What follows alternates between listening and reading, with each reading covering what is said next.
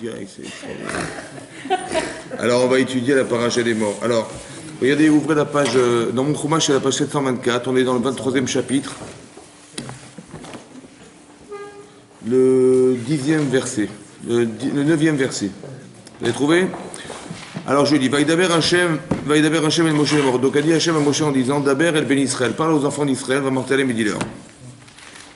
Kitavo el Aretz, lorsque vous arrivez vers la terre on parle de la terre d'Israël, Asher Aniotel Lachem, que je vous donne, vous ksartem et kitsira, et vous cueillerez la cueillette.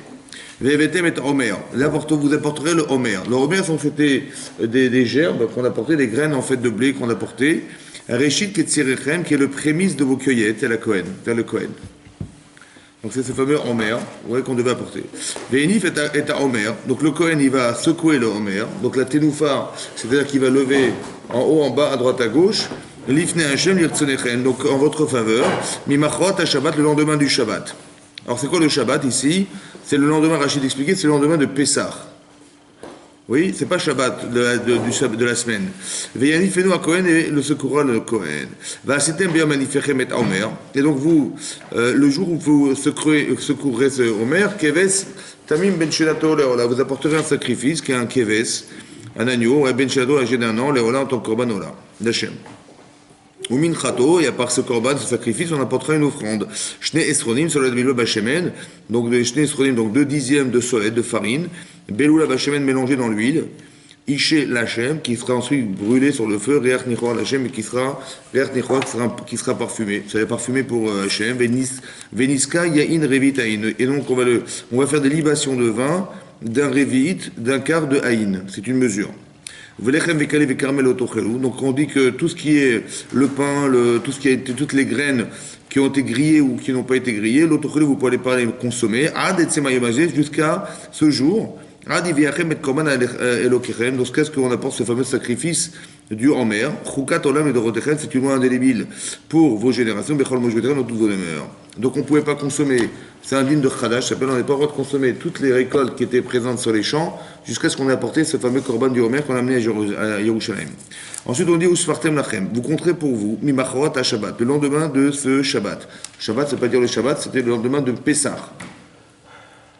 Miyam Aviachem et Homer, le jour où vous apporterez le Homer, Anif Atenoufa, Sheva Shabbatot Timimot Yena. Sheva Shabbatot, 7 semaines, Timimot entières, Yena, elles seront.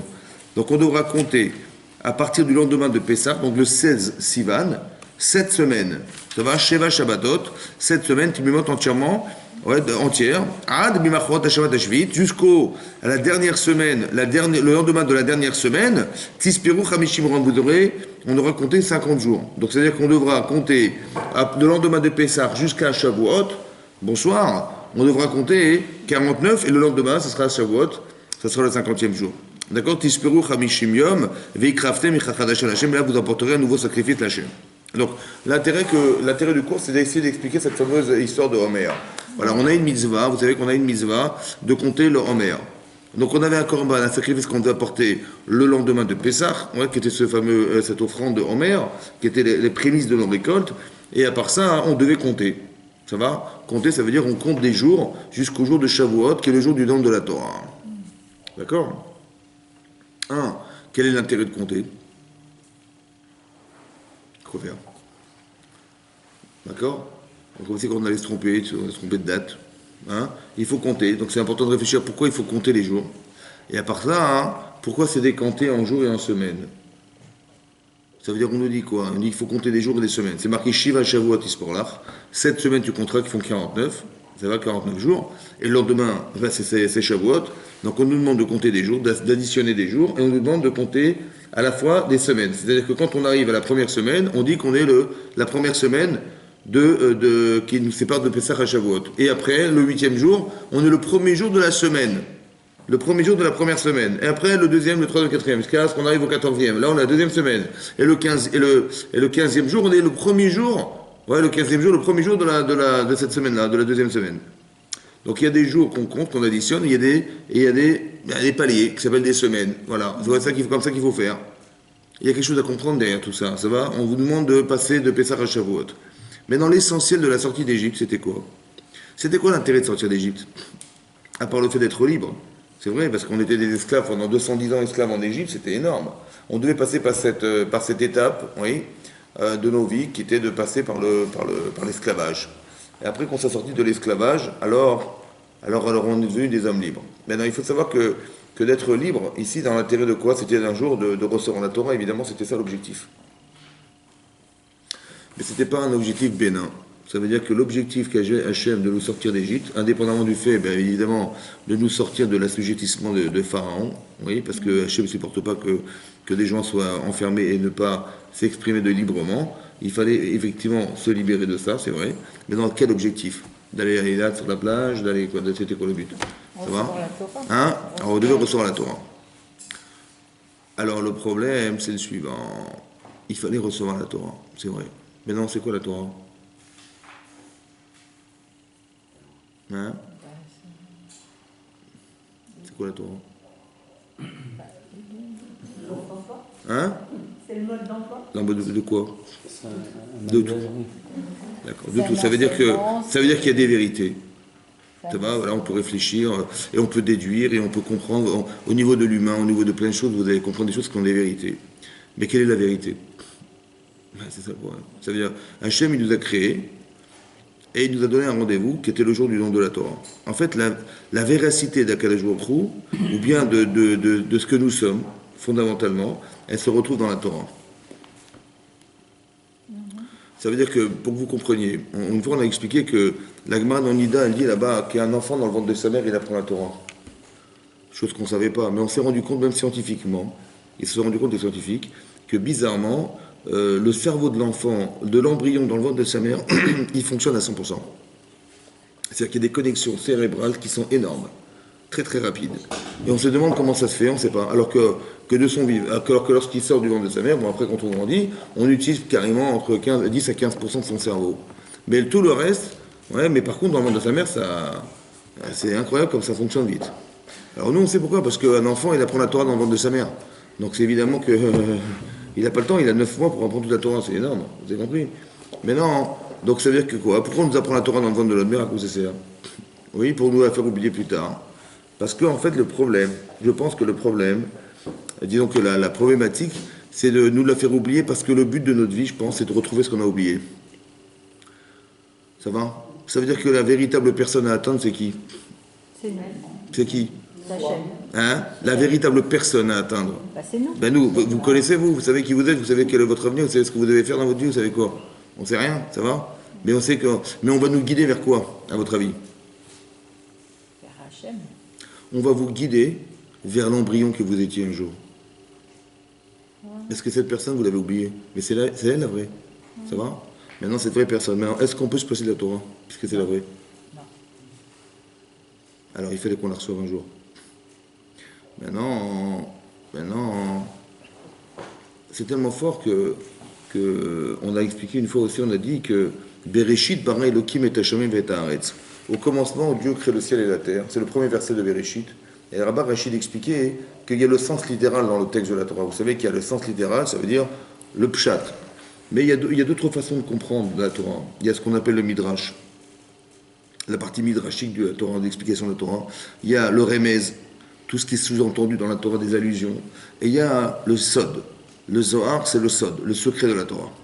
Maintenant, le drash, la drasha, le deuxième niveau de compréhension, c'est Bereshit. Pourquoi on a utilisé ce mot Bereshit? Il y a beaucoup de mots en hébreu pour dire le début. Ouais, Trala, il y a beaucoup de choses pour dire. Oui. Alors, la drasha que fait Rachid du Midrash est d'expliquer que Bereshit. Il y a deux sortes de Réchit, il y a deux sortes de prémices. Il y a Réchit Darko, Réchit Tevuato. Réchit Darko, c'est la Torah. Le prémisse de son chemin, c'est la Torah. Et le Réchit Tevuato, de ses récoltes, de ses semences, c'est le clan d'Israël. Bereshit, depuis le commencement de la création du monde, le monde n'a eu de sens que pour ça, pour le Réchit, qui est la Torah et le clan d'Israël. Ça va? Si vous deviez vous poser la question de savoir, mais pourquoi Hachem il a créé le monde? Bereshit, c'était que dans cette intention première, qui était de créer le monde, pour qu'un jour on puisse exercer la Torah et qu'elle puisse être donnée au clan d'Israël. C'est tout. Tout le reste, ça gravite autour de tout ça. Donc il y a une part pour ceux qui vont graviter autour de tout ce projet divin. Donc tout ça, c'est tout ce qui est toutes les nations du monde entier, ils vont participer à ce projet divin. Par exemple, vous devez partir en Israël, je ne sais pas, vous devez partir aux États-Unis pour des raisons X, Y, Z, et il faut quand même construire un aéroport. Alors tout ce qui est structurel, ils vont s'occuper, dans le but d'utiliser ça pour la Torah.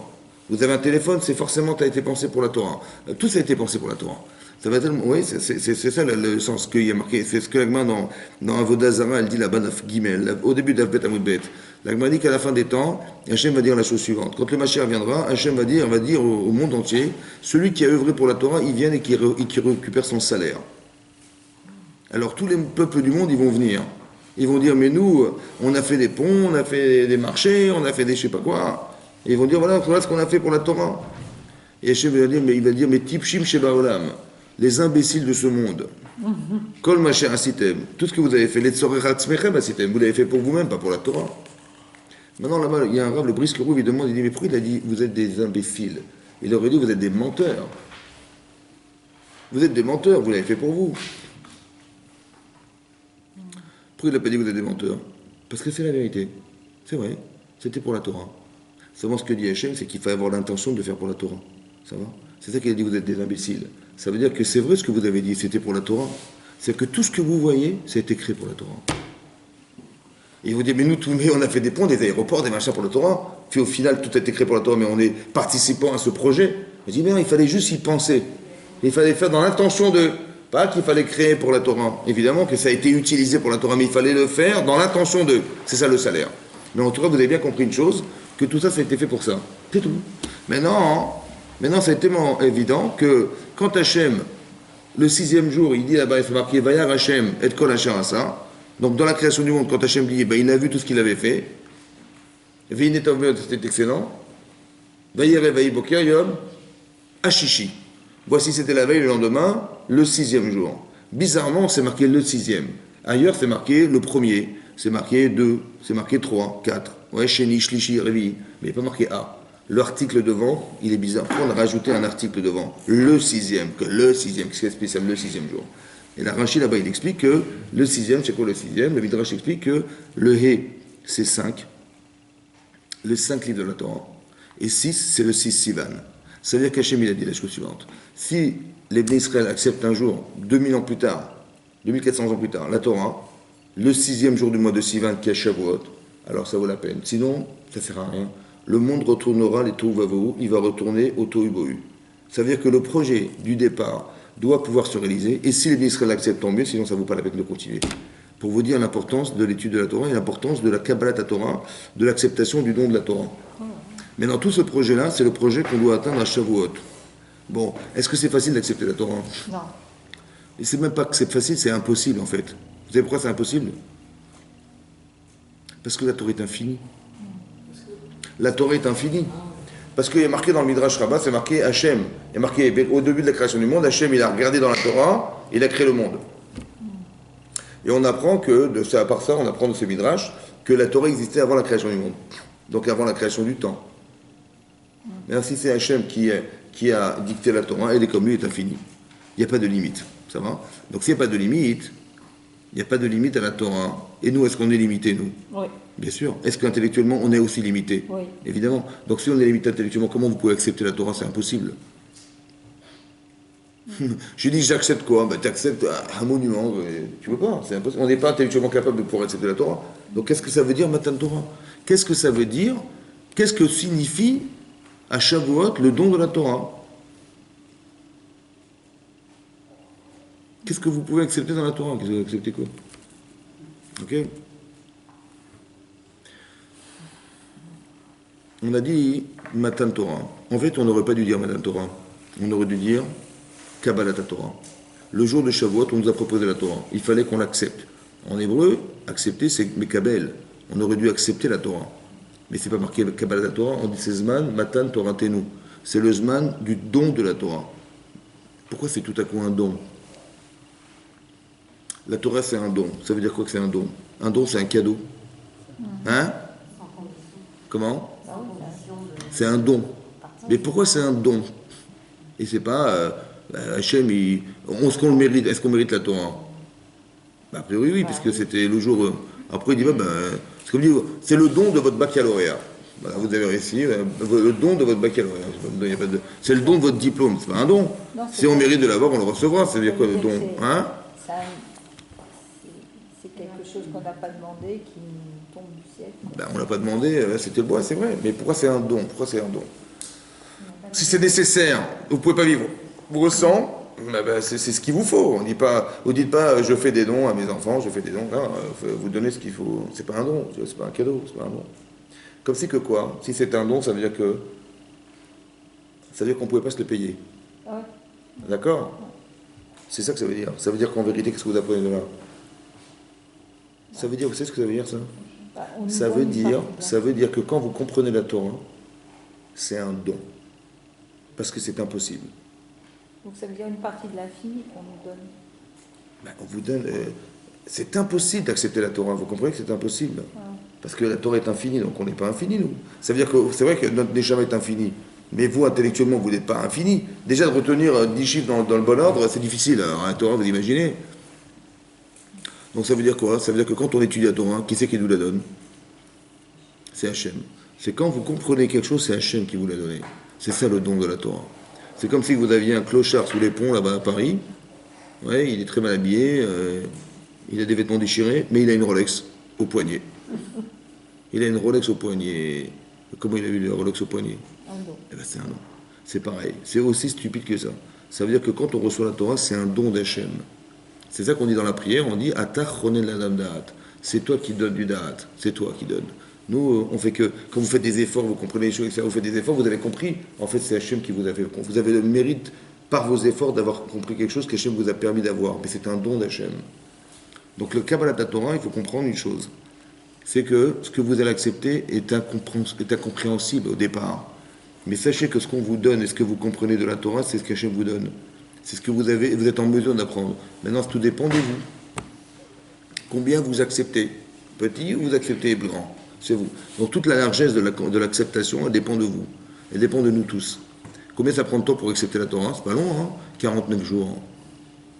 Ça demande 49 jours pour accepter la Torah. Vous imaginez que les Bnei Israël, à leur époque, ils étaient à un degré de déchéance morale extrême, parce que d'avoir été esclaves pendant 210 ans, vous imaginez le niveau social, le niveau effroyable d'avoir été des esclaves pendant toutes ces années, c'est énorme. Ils sont nés, les gens, ils sont morts esclaves, c'est effroyable. Et ils vivaient comme des... Et on les frappait, on les battait, et voilà comment c'était. Tous les jours, ils pouvaient mourir tous les jours, c'était la Shoah tous les jours, quoi. Voilà. Et c'est ça que ça veut dire, c'était des camps de concentration, des camps de travail.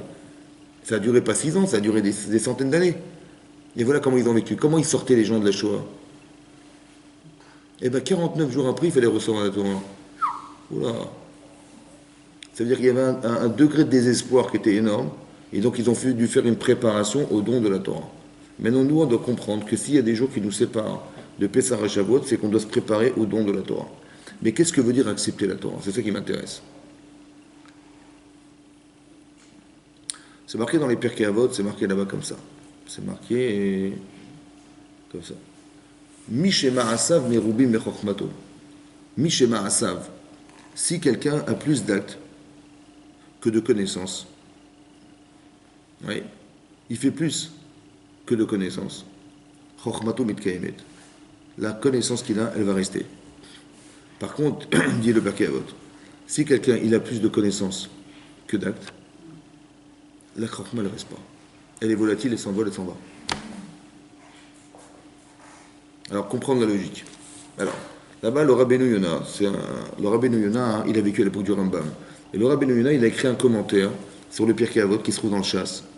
Il a écrit comme ça, il pose une question. Il dit comment quelqu'un, il peut faire plus que ce qu'il sait. Il est marqué, celui qui a plus d'actes que de chokhma, la chokhma, elle va rester. Ça veut dire que celui qui fait plus, qu'il agit plus que ce qu'il connaît, la chokhma, elle va rester, la connaissance va rester. Mais comment il peut faire plus que ce qu'il connaît? Comment il peut faire plus que ce qu'il connaît? Il connaît 5 choses, il ne peut pas en faire plus que 5. Comment la chokhma, elle va perdurer, et Bechlan, avant d'envisager qu'elle perdure, comment il va pouvoir en faire plus que ce qu'il sait? C'est impossible. Alors le Rav, il explique, là-bas, le Rabbin, il explique que les Maassim dont on parle dans le Pirkei Avot, Les actes dont on parle, c'est pas des actes. Parce que c'est vrai qu'on peut pas faire plus que ce qu'on sait. C'est impossible. Donc qu'est-ce que ça voulait dire? Qu'est-ce qu'il a voulu dire le Tana de Mishnah? Il a voulu dire comme ça. Les ma'asim dont on parle, les actes, c'est pas les actes. C'est l'acceptation des actes. Comme c'est marqué, Naase Venishma. On a dit Naase Venishma. Ça veut dire quoi Naase Venishma? Hein? Je fais et après je comprends. Je fais et je comprends. Mais est-ce qu'on peut faire sans comprendre? Non. Alors, Non, je fais et après je comprends. mais comment vous pouvez faire si vous ne savez pas? Je fais et je comprends. Ça veut dire quoi Naase Venishma? On fera et on comprendra. Non, il faut Ça veut dire quoi? Ça veut dire que je vais faire. Je ne sais pas ce que je vais faire, mais je vais le faire. Je ne sais pas comment tu vas faire. Et tu vas comprendre. Mais tu ne peux pas faire sans. Et même si on t'avait enseigné ce qu'il fallait, on t'avait dit ce qu'il fallait faire. Vous allez perdre trop de temps. Mais comment on peut faire On ça? va se poser trop de questions avant Il d'agir. faut comprendre d'abord avant de faire, c'est ça? Bah oui. Est-ce qu'on peut faire sans savoir? On ne peut pas faire quelque chose sans comprendre. Alors ça veut dire quoi Naase Venishma? Il faut d'abord comprendre. On fera et on comprendra. Est-ce que ça veut dire sincèrement? Ça veut dire on va faire et après on va réfléchir. Attendez, j'ai 99 chances sur 100 de faire une bêtise. Parce que si je le fais sans savoir, qu'est-ce que je vais faire? Non, en vérité, Naase Venishma, ça veut dire ça. Mais Non. si c'est des lois de la Torah ou Mais ça veut pas ça que ça veut dire. C'est pas ça que ça veut dire.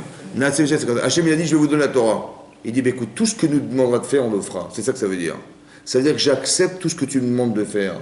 Naase Venishma ne veut pas dire je ferai sans savoir. J'accepterai de faire tout ce que tu me demanderas. D'accord. Et c'est comme ça dans la Gemara, dans Shabbat HaFeret, c'est comme ça que ça s'entend, que là-bas, c'est d'accepter les mitzvot. Maintenant, c'est très intéressant de comprendre que l'essentiel, c'est pas ce que vous allez faire d'abord, c'est est-ce que vous acceptez d'être. Ah oui, Ça change tout. ah oui. On nous a pas. Bien sûr qu'il faut faire des mitzvot. Mais ce que tu vas faire est à la proportionnelle de ce que tu acceptes. Combien tu veux accepter? Combien tu veux accepter? Bah, si tu veux pas grand, si t'as pas beaucoup envie, ah bah, évidemment, bah, dès qu'il va y avoir un petit problème, une petite complication, bah, dis ouais, c'est bon, j'ai essayé, j'ai pas pu, j'ai essayé. Mais l'acceptation de tes actes dépend essentiellement de la capacité que tu as d'accepter.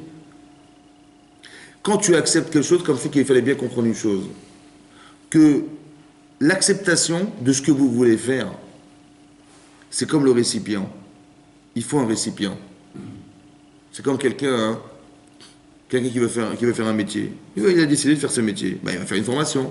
Mais s'il a envie d'être ingénieur, est-ce qu'il va oublier l'étude qui l'amène à être ingénieur? C'est impossible, parce que s'il oublie, il ne sera jamais ingénieur. Donc d'abord, il faut accepter d'être. Et puisque tu acceptes, alors tu vas être la personne que tu as accepté d'être. Mais si tu n'as pas accepté d'être, par exemple, quelqu'un il va faire médecine, première année, il faut apprendre par cœur des bouquins, par cœur. Et à la fin, il y a un examen, un concours, et voilà, on verra celui qui a le plus de mémoire possible. Bon, ben, le type, il va prendre des connexions, c'est une folie, des bouquins entiers, il va y apprendre par cœur. Le jour de l'examen, il va débiter tout ce qu'il connaît, ça va, on lui pose des questions, A, B, C, D, tu réponds, il va répondre. Bon, vous lui demandez 2-3 mois plus tard, tu te rappelles de tel livre, de tel alinéa, de tel truc? J'ai oublié. Pourquoi il va oublier? Parce qu'il n'y a pas d'acceptation. Il n'a pas accepté d'être, vous avez compris? Il a simplement emmagasiné des connaissances. C'est pour ça que c'est marqué, celui qui a plus de connaissances que d'action, ça va être volatile. Parce qu'il faut d'abord accepter d'être pour retenir. Comme à l'école. Vous avez des enfants qui ne travaillent pas à l'école. Ouais. Et puis ils jettent des craies sur le prof, ils amusent, ils rigolent, en fait, vous dites, bon, mais il n'a pas suivi le cours, mais c'est pas grave, il a une mauvaise note, évidemment, puisqu'il s'amuse, donc on va lui donner des cours particuliers. Et c'est comme ça qu'on fait en général, non? Mais ça sert à rien. Ça ne sert à rien parce qu'il n'a pas accepté d'être un enfant à l'école. Il n'a pas accepté l'école. Il n'a pas accepté la valeur du professeur. S'il avait compris que ce professeur, il a 15 ans d'études, et que ça fait 15 ans qu'il étudie pour lui donner des cours, et il aurait respecté ce prof ou pas? Bien sûr. Il savait qu'il jette des craies quand il compte sur son copain, lui. Mais non, il n'a pas accepté les choses. Vous avez compris? Il n'a pas accepté le rôle de l'école. Il n'a pas accepté son propre rôle d'être un étudiant à l'école. C'est pour ça qu'il croit qu'il fait une classe de récréation ici. Alors, ce qu'il faut lui dire, c'est dire comme ça, mon chéri. Tu es là, il faut que tu comprennes à quoi ça sert. Il faut que tu comprennes qu'est-ce qu'on t'apprend, à quoi ça sert ce que tu as à faire ici, quel est le rôle de l'école, qu'est-ce que tu as besoin d'être un élève ici. Et dès l'instant où il a compris, donc il accepte d'être, à ce moment-là, tu peux tout lui apprendre. Et s'il aime ce qu'il apprend, évidemment qu'il a encore plus accepté, donc tant mieux, sa connaissance ça va s'élargir, il aura un éventail plus large. Mais vous avez compris que le but, l'objectif au départ, c'est d'accepter d'être. Naase Venishma veut dire j'accepte et je ferai. J'accepte et je ferai. Mais tout dépend combien tu acceptes. Ça va? Maintenant, quand on a des convictions, eh ben, on ne peut pas refuser. C'est ça qui est marqué. Il y a un Midrash, il y a un Yalkut Shimoni qui dit là-bas hein, qu'Akadosh Baruch Hu, il a proposé la Torah à tous les peuples du monde. Il a demandé, aux habitants aux enfants de Esav, oui, des Occidentaux, il leur a dit, vous la Torah? Ils ont dit, qu'est-ce qu'il y a marqué dedans? Ben, il est marqué, il ne faut pas assassiner les gens. L'Otir Tsar. Alors ils ont dit, ah ben non, mais c'est pas possible. Parce qu'Israël, il a béni son fils Esav, il lui a dit, tu vivras par le sabre. Becher Becha Tichi. Vous voyez bien, la Torah, elle témoigne qu'on est des criminels. Bon. Après, il est devant l'Ibn Ishmael. Il a dit, vous la Torah ou pas? Il dit, il y a marqué quoi dedans? Il dit, marqué, il ne faut pas voler. Le Tigzol. Il dit, pardon? Il a dit, le Tigzol. Il dit, oui, mais c'est marqué dans la Torah qu'Avram, il a dit à Ishmael, Yado Bakol. Yado Bakol. Il avait la main dans tout. Ça veut dire qu'on est de nature à voler, donc qu'est-ce que tu veux? La Torah, elle témoigne qu'on est des voleurs. Après, il a proposé que l'Israël, ils ont dit, là, c'est Mishma. D'accord? Maintenant, j'ai pas compris le truc. Hachem, il leur propose la Torah. Ils ont dit, mais qu'est-ce qui est marqué dedans? Ça se pose la question? Elle se pose la question? Non. Mais qu'est-ce que ça voulait dire? Tu ne voulais pas la recevoir. Mais quand on pose la question, on dit, mais qui a marqué quoi dedans? Ça veut dire que de quoi tu as peur? Hein? Mais tu as peur qu'on te dise, il y a marqué le Tirtsar. Ça va compris? Ou alors tu as peur qu'on te dise, il y a marqué le Tigzol. Je dis, attends, s'il y a marqué ça, j'en veux pas. Vous avez compris ce que ça veut dire? Ça veut dire que l'acceptation de la Torah, elle n'est pas dépendante de nos volontés. Elle est dépendante de sa volonté.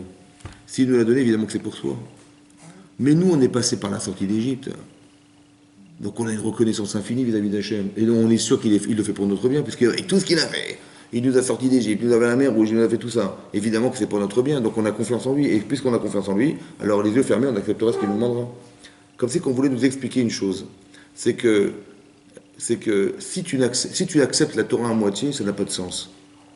C'est comme un Sefer Torah. On lit dans un Sefer Torah, s'il y a une lettre qui est coupée en deux, on peut continuer à lire ou pas? Non. Il n'est pas cachère. Mais si déjà une lettre coupée en deux, c'est pas cachère.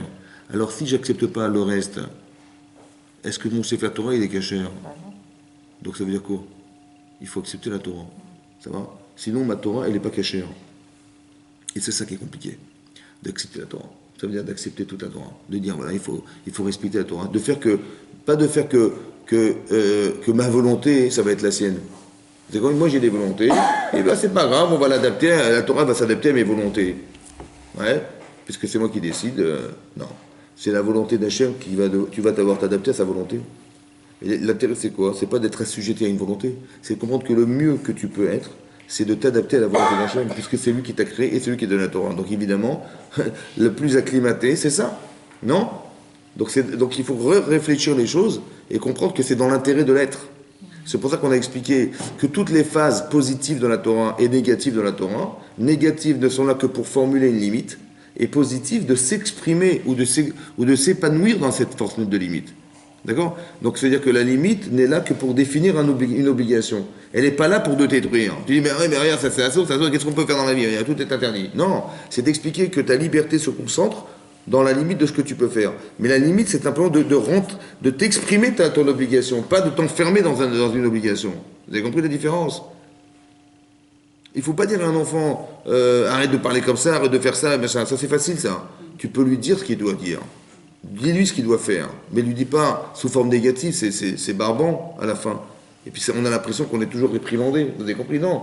C'est ça qui est le plus compliqué, c'est d'exprimer ce qu'on doit être. Pas ce qu'on ne peut pas être. Touche pas à ça, parle pas comme ça, dis pas ça, fais pas ça. Ça ne soit pas comme ça. Alors, il faut être quoi alors? Vous avez compris? C'est plus compliqué d'expliquer aux enfants ou à une personne ce qu'elle peut être. Mais ça, il faut la comprendre, il faut l'analyser, il faut savoir sa nature, il faut savoir ses émotions, il faut savoir son niveau intellectuel. Ça, c'est compliqué, on n'a pas le temps. Mais non, mais c'est ça qu'on doit faire. C'est qu'on doit comprendre la personne qui est en face de soi et adapter le discours en fonction de la personne. Donc c'est dire ce qu'elle doit être et pas ce qu'elle ne peut pas être. Alors que nous, on a cette tendance, malheureusement, à dire aux gens, voilà, il ne faut pas faire ça, il faut pas faire ça. Mais c'est pas ça qu'on espère. C'est pas ça qu'on espère et c'est pas ça qu'on veut entendre. Par contre, j'aimerais bien entendre, tiens, qu'est-ce que je peux faire de moi? Et ça, c'est autre chose. Donc si toi, t'es le novateur de l'expression de la pensée, ben, c'est ça que les gens ils veulent entendre, ce qu'on peut être et pas ce qu'on ne peut pas être. Et donc ça, il fallait qu'on reçoive la Torah. Donc l'acceptation de la Torah, c'est d'accepter d'être cette personne. il faut aussi comprendre qu'on est juif, d'accord? C'est-à-dire qu'Hachem, il a créé des peuples, d'accord? Et donc, il a créé des peuples, et autour de tout ça, on va dire que 99,98% de la population mondiale n'est pas juive.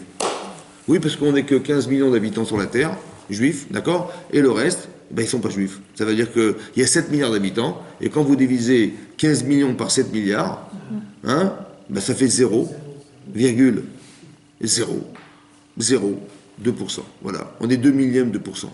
Ça veut dire qu'il y a 99,98% de gens qui ne sont pas juifs, qui sont pas juifs. Donc nous, on est quoi? On est le 2 millième. Mais pourquoi j'ai bien fait ça?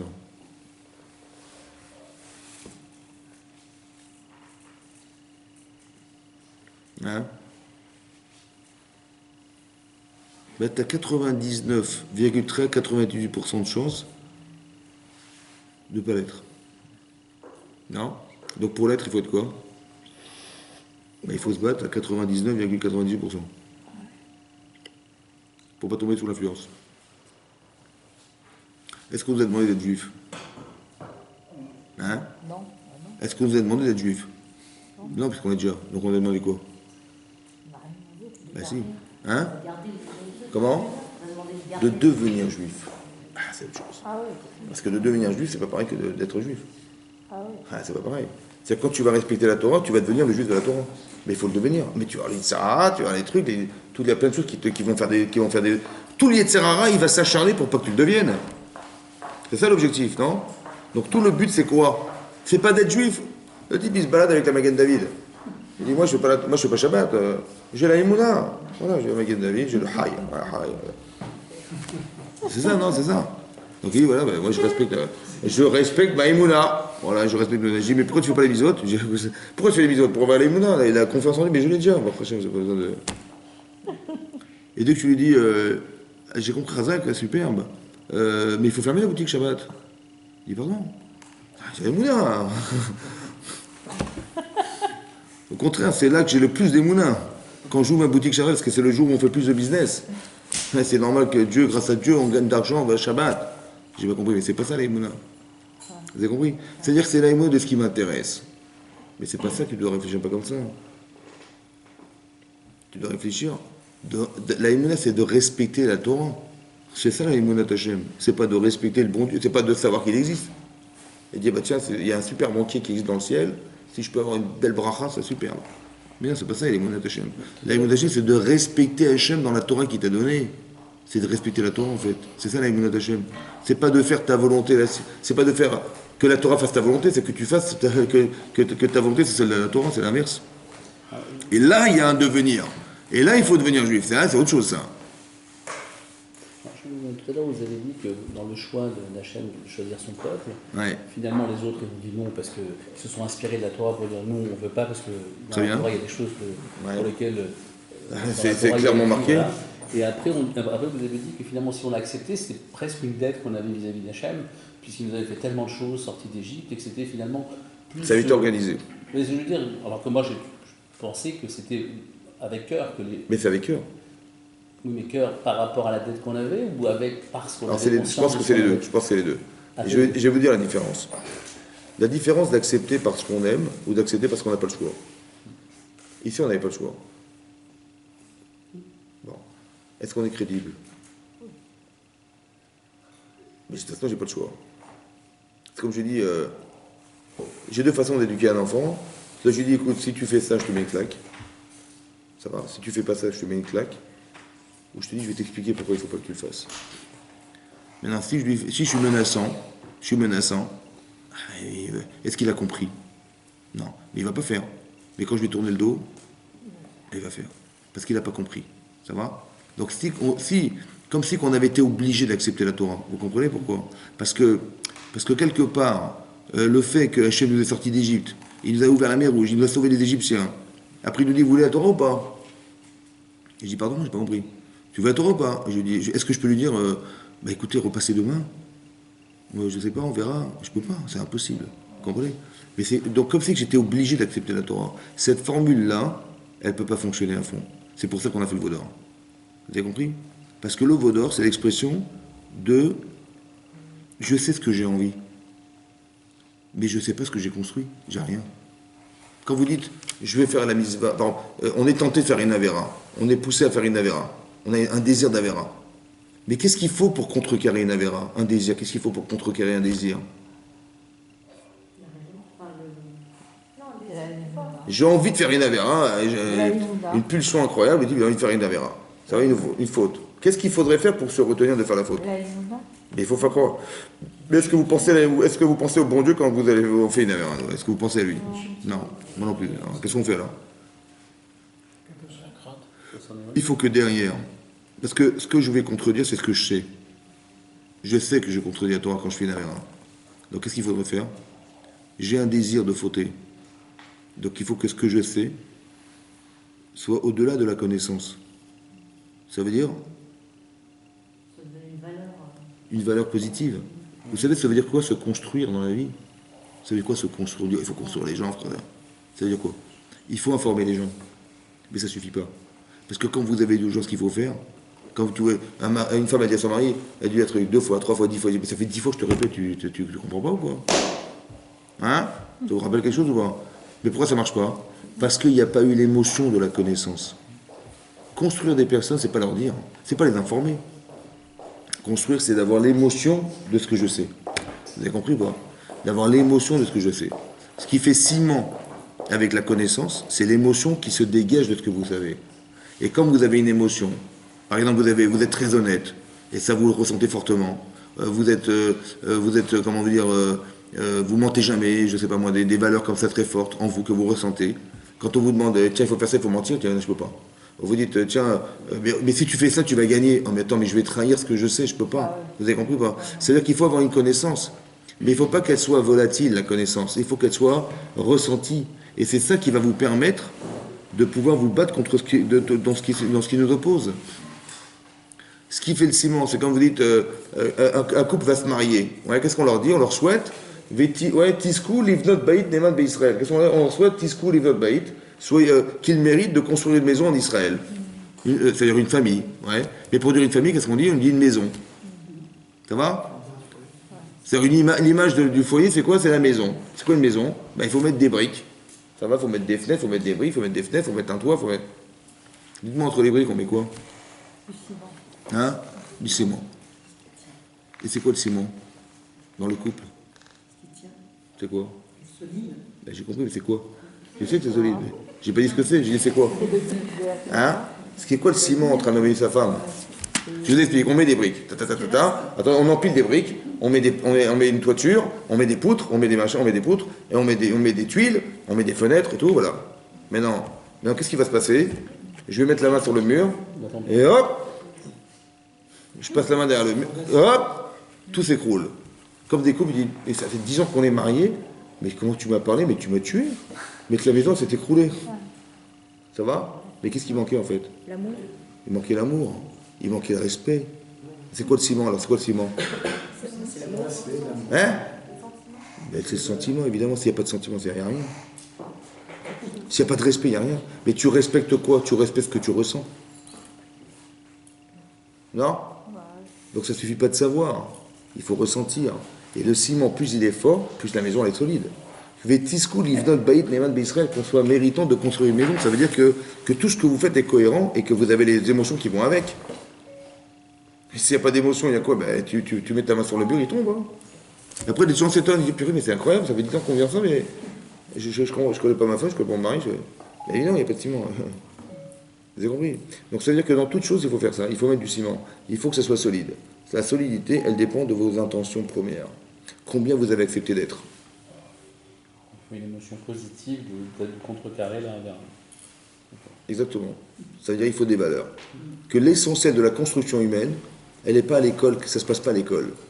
On dit, voilà, on lui a appris la géographie, on lui a appris le savoir-vivre, hein. Mais qu'est-ce que tu ressens? Est-ce que tu comprends le respect de tes parents? Quel poids tu donnes à tes parents? Combien tu donnes de poids à ta femme? Combien tu donnes de poids à ton mari? C'est ça le kavod. Donc ça veut dire qu'il faut des émotions, évidemment. Quand ta mari dit à sa femme, sous la choupa, arrête mes coups d'échetli. Ça va? Ça veut dire quoi? Tu es ma femme, tu deviens ma femme. Non, il a dit comme ça. Il a pas Non, tu mets sanctifié. Voilà. Chazak. Tu mets sanctifié. Donc votre mari sous la choupa, il a pris la bague, et il va dire tu es ma sainte. Tu es sainte. Bon, vous êtes une sainte. Hein? Arrête mes coups d'échetli. Tu mets sanctifié. Vous savez, sanctifié, c'est on prend un agneau, on prend un agneau et on le sanctifie pour l'amener sur le misbéach. C'est le jour du mariage. Non, mais le jour du mariage, on va dire à sa femme, et c'est la formule. Arrête mes coups d'échetli. Arrête mes coups d'échetli, mais tabarazo, qui est accroché Israël. Voilà, tu m'es sanctifié par cette bague, comme selon la loi de Moïse et d'Israël. Ça va? Mais ça veut dire quoi sanctifier sa femme? Ça veut dire quoi? Hein? Mais ça veut dire quoi? Sanctifier sa femme. Elle est sanctifiée, ça veut dire quoi sanctifier? Ah, je l'ai séparé de. Hein? La mettre, l'aimer comme soi-même. Ça veut dire quoi sanctifier? La rendre plus sainte. Oui, c'est la C'est quoi? sainteté. Elle est La pas- sainteté, ça. La rendre encore plus sainte qu'elle est. Une bonne sœur. Ouais. Non, non. Une bonne C'est sœur. la C'est un mettre statut au-delà de. Hein? C'est quoi la sanctification de sa femme? Ça veut dire quoi? Vous allez traduire la sainte. Comment? Mais ça veut dire quoi sanctifier pour... On sanctifie, on sépare. Par exemple, vous allez être Mekadesh le Shabbat. Ça va? Maintenant qu'il est Mekoudash, alors il est séparé du vendredi. Mais c'est quoi la Gdusha? C'est quoi? C'est quoi? C'est quoi la Kedusha? C'est quoi la Le Kedusha? respect, le respect. Hein? Comment? C'est le rapprochement à la Torah. C'est quoi la Kedusha? Le respect. Tu m'écoutes déjà, ça veut dire mais c'est... Hein? C'est le rapprochement à la Torah. Attendez, je dis comme ça. J'ai un animal, ça va? Je dis, voilà, cet animal, je le réserve pour un sacrifice que je vais amener à l'hôtel à Jérusalem. Ouais. Qu'est-ce que j'ai fait en fait? Ben, j'ai sanctifié ce korban. Qu'est-ce que je dis? Ben, je dis, j'ai réservé ce korban. Je ne vais pas faire un michou avec. Je ne vais pas l'utiliser pour jouer avec pour mes enfants. J'ai dit, je vais l'amener sur le millénaire. Donc qu'est-ce que j'ai fait? Ben, je l'ai sanctifié pour quelque chose. Mais la sanctification, c'est quoi? C'est sa différence. Avant, c'était un petit animal gentil. Maintenant, il est sanctifié pour mettre un korban pour expier mes fautes. Donc, c'est quoi la Gdusha alors? C'est quoi la Gdusha? C'est quoi?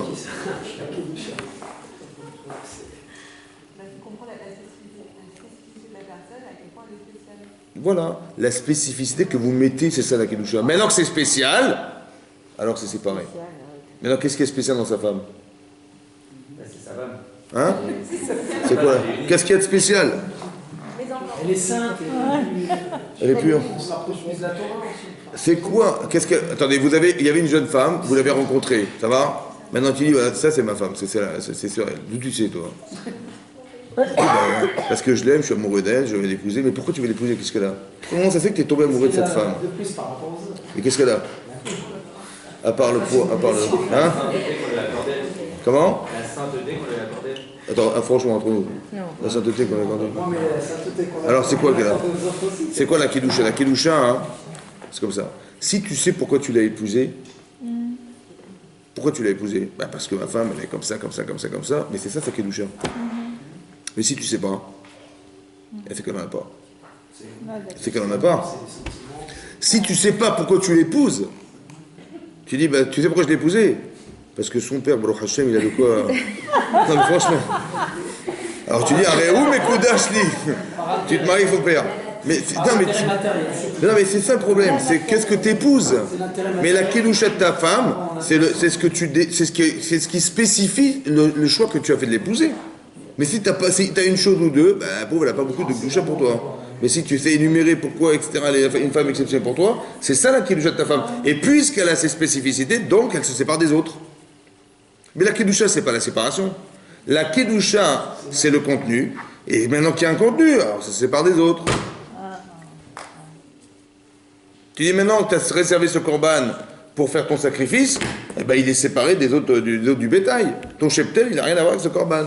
Il est spécifiquement attaché à une mission qui doit être un sacrifice. C'est ça la Kedusha. Non? Donc qu'est-ce qu'on nous demande? On nous demande d'être des Kedushim. Ça veut dire quoi? Ici, ça veut dire qu'on va recevoir la Torah. Mais il y a une évolution qui va se faire. Il va se faire au fur et à mesure. Il faut accepter d'être. Vous avez compris ou pas? Tant que tu n'acceptes pas, ou tu acceptes à moitié, ou tu as peur, ou je sais pas quoi. Donc c'est-à-dire que si j'ai peur, ben, je dois me rassurer. Et si j'ai pas peur, alors je dois accepter le maximum de ce que je peux. Ça va? Mais sachez que ce que vous allez prendre sur vous, ben, c'est ce que vous allez recevoir. Donc si c'est un petit peu, un plus. C'est comme ça. Donc, c'est-à-dire que l'éventail que vous élargissez dans votre cerveau, c'est celui que vous allez accepter par Hachem. Et si tu dis, bah, pas trop, traditionnaliste, ça suffira, je pense. Voilà. Ah ben, pas de problème, on vous donnera de la tradition. Voilà. On mettra le disque à Pessah et on dira, voilà. Et c'est ça qu'on aura, mais il n'y a pas plus. Vous dites, ah, ça c'est trop religieux, ça c'est trop machin. Je dis, bon, t'as peur, mais essaie d'expliquer tes peurs d'abord. Vous avez compris? Et donc, c'est ça qu'il faut arriver à faire. Il faut accepter à comprendre l'acceptation de la Torah. Il faut connaître la Torah, c'est ça. Maintenant, ça prend combien de jours pour y arriver? 49 jours. C'est étonnant parce qu'il y a marqué 49 jours et il y a marqué des semaines. 7 semaines. Ça a marqué 7 semaines. Oui, 7 semaines et des jours. Maintenant, on va comptabiliser des jours et on va passer par des semaines. Maintenant, on va devoir évoluer. Il faut qu'on évolue dans la vie. Donc, on va compter des jours et on pense que, au fur et à mesure des jours passés, on va évoluer pour arriver au jour du don de la Torah. Bon, c'est quoi le but de la démarche de compter? Est-ce que c'est comme si que j'attends mon mariage? Ouais, voilà. Et je dis, tiens, je vais me marier, dans combien de temps je vais me marier? Je vais me marier dans 2 semaines. Combien il te reste de jours? Mais il me reste 2 semaines. Et demain? Ah ben 13 jours. Vous avez compris? On fait du compte à rebours. C'est-à-dire, dans combien de temps elle va décoller la fusée? Attendez, on va compter. 5, 4, 3. Parce que le but, c'est que ça décolle. Donc on compte à compte à rebours. Vous voyez? Donc si le but, c'est d'attendre, ben on compte à l'envers. Mais là, qu'est-ce qu'on compte? À l'endroit. On dit premier jour, deuxième jour. Mais ça veut dire quoi? Est-ce qu'on est dans l'attente de quelque chose? Est-ce qu'on est dans l'attente de quelque chose? Quand on attend quelque chose, j'ai dit, ben, le but c'est d'atteindre ce jour. C'est vrai? Donc quand on attend, on espère arriver à ce jour, à cette date, on compte à l'envers. Parce qu'on est dans l'espoir d'arriver, parce que le but c'est quoi? L'objectif c'est d'arriver à ce jour. Mais est-ce que le but c'est d'arriver à ce jour? Non, c'est d'arriver à l'heure. D'arriver à l'heure? Je sais pas envoyer. D'arriver? C'est que le début, quand on va la recevoir. C'est quoi le but? De la recevoir. C'est d'être prêt ce jour-là. Ça va?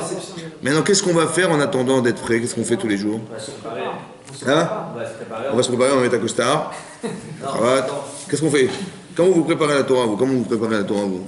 Comment vous vous préparez à accepter la Torah? On se coiffe, on se maquille. Qu'est-ce qu'on fait? Qu'est-ce que vous faites pendant 49 jours? Comment? C'est-à-dire? On essaie à chaque fois de progresser. C'est-à-dire? Mais ça, c'est toute l'année, ça, vos prochaines. Non, Toute l'année? Ah, que le gars. Pénard. Qu'est-ce qu'on essaie de faire pendant 49 jours, alors? Changer de voiture? Changer quoi? Mais quoi, changer quoi? Dis-moi ce que tu fais. Entre nous, qu'est-ce qu'on fait? On est prêt à Se rapprocher plus de la Torah. Attendez. On va pas faire de cinéma. On va être honnête. On fait rien. Qu'est-ce qu'on fait? Rien. Ben, on fait rien. Ça veut dire qu'est-ce qu'on fait? On dit, bah, ce soir, faut pas oublier, mesdames.